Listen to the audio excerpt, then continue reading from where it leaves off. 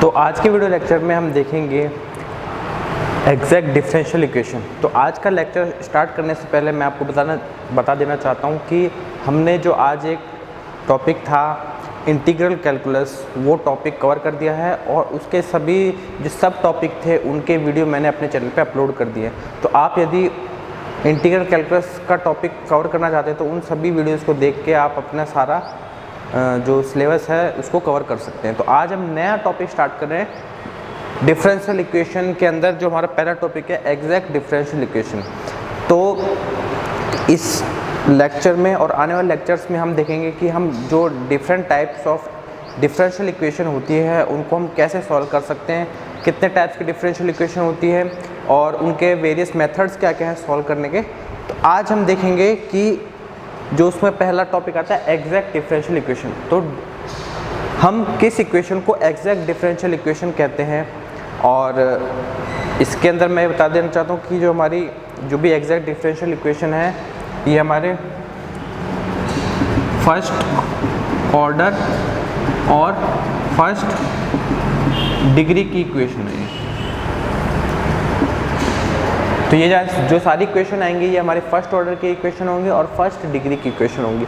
तो इस तरह की जो भी डिफरेंशियल इक्वेशन होती हैं उनकी मैं फॉर्म बताता हूँ किस प्रकार से दी होती हैं। वो हमारी कुछ इस प्रकार से दी होंगी, dy अपॉन dx की वैल्यू होगी फंक्शन ऑफ एक्स वाई। ठीक है, तो ये तो बेसिक डिफरेंशियल इक्वेशन है।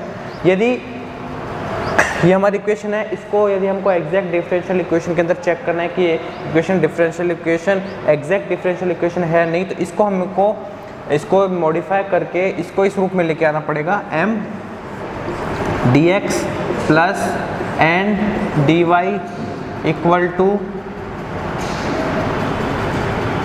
g x y। ठीक है, हमको इस रूप के अंदर लेके आना पड़ेगा। तो ये जो इक्वेशन है इसके अंदर मैं बताऊंगा कि जब हम इस तरह की इक्वेशन को कन्वर्ट करके इस तरह की इक्वेशन में लेके आते हैं तो इसके अंदर क्या इसकी नेसेसरी एंड सफिशिएंट कंडीशन है कि ये हमारी जो इक्वेशन है ये हमारी एग्जैक्ट डिफरेंशियल इक्वेशन कहलाएगी और हम इसको फिर आगे कैसे सॉल्व करेंगे। और यदि इक्वेशन हमारी एग्जैक्ट नहीं है तो उसको हम कैसे एग्जैक्ट के अंदर कन्वर्ट कर सकते हैं और कन्वर्ट करने के बाद उसको हम सॉल्व कर सकते हैं।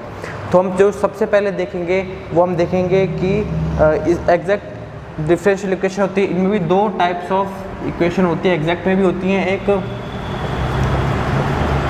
Homogeneous exact differential equation, homogeneous type first है होमोजीनियस और दूसरा आता है नॉन होमोजीनियस।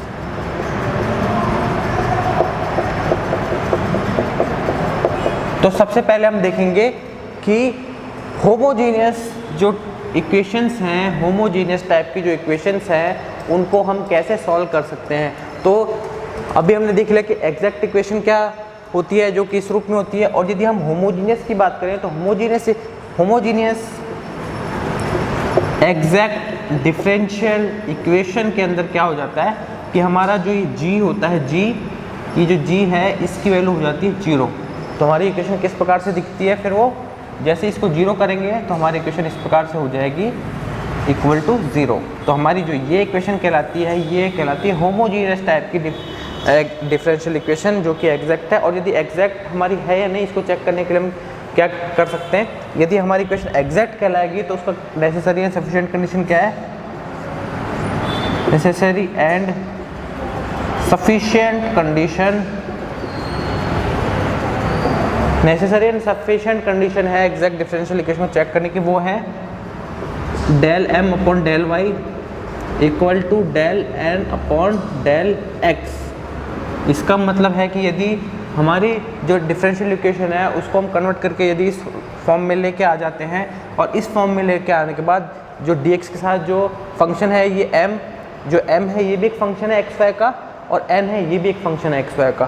तो यदि इस m का हम डिफरेंशियल करते हैं, पार्शियल डिफरेंशियल करते हैं y के रिस्पेक्ट में और n का पार्शियल डिफरेंशियल करते हैं x के रिस्पेक्ट में, और यदि इन दोनों की वैल्यू बराबर आ जाती है तो हमारी जो इक्वेशन कहलाती है ये कहलाती है एग्जैक्ट डिफरेंशियल इक्वेशन, और यदि इसके आगे जीरो लिखा है तो ये होगी homogeneous type of exact differential equation. और यदि हम नॉन होमोजीनियस की बात करें तो उसमें क्या होगा कि हमारा जो राइट साइड में जो जीरो है ये जीरो नहीं होगा, यहाँ पे भी एक फंक्शन दिया होगा। तो सबसे पहले हम देखेंगे कि हम कैसे इसको सॉल्व कर सकते हैं, और उसके बाद फिर बाद में हम लेटर लेक्चर्स में आएंगे कि नॉन होमोजीनियस को कैसे सॉल्व कर सकते हैं। तो हमारा जो फर्स्ट यहाँ पे जो मेथड आता है उसको हम सॉल्व करने के लिए यहाँ पे देखते हैं कि हम इसको कैसे सॉल्व कर सकते हैं non homogeneous exact differential equation को। तो यहाँ से हम आगे बढ़ते हैं।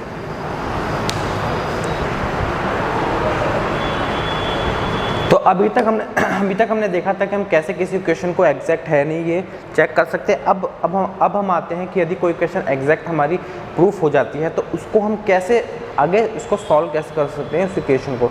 तो जैसे कि हमको सॉल्यूशन निकालना है एग्जैक्ट डिफरेंशियल इक्वेशन का, तो हमारी जो इक्वेशन दी हुई है हमको इस होमोजेनियस इक्वेशन दी हुई है।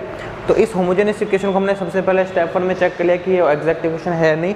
तो हमारी एग्जैक्ट इक्वेशन यदि आ जाती है तो उसको सॉल्व करने के लिए हम जो फॉर्मूले का यूज़ करते हैं वो ये फॉर्मूला है। यदि हमारी एग्जैक्ट इक्वेशन आती है तो हम इसके अंदर दो पार्ट हैं। पहला पार्ट है कि m का x के रेस्पेक्ट में differential integration plus integration of n minus del m upon del y m dx, और इसका इंटीग्रेशन dy के रेस्पेक्ट में। तो हमारा जो ये फॉर्मूला है ये बहुत इंपॉर्टेंट फॉर्मूला है किसी भी होमोजीनियस एग्जैक्ट इक्वेशन को सॉल्व करने के लिए। तो यहाँ से हम इसको सॉल्व कर सकते हैं। तो अभी हम एक एग्जांपल की मदद से देखेंगे कि हम किस प्रकार किसी होमोजेनियस एग्जैक्ट डिफरेंशियल इक्वेशन को सॉल्व कर सकते हैं। तो हमारा जो एग्जांपल है वो मैं लिख लेता हूँ। हमारा फर्स्ट एग्जांपल है